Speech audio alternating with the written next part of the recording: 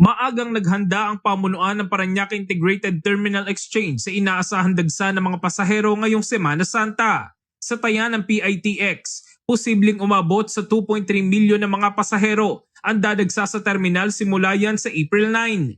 Inaasahan ng pinakamataas na bilang ng mga biyahero sa April 16 Miyerkules Santo at April 17 Huwebes Santo. Nakapagpulong na ang PITX sa mga operator upang matiyak na may sapat na bilang ng mga bus para sa milyon-milyong pasahero. Nakapag-ugnay na rin ang PITX sa LTFRB para sa pag-i-issue ng special permits kung kinakailangan, gayon din sa iba pang ahensya ng gobyerno, gaya ng Department of Transportation, Land Transportation Office at Special Action and Intelligence Committee for Transportation.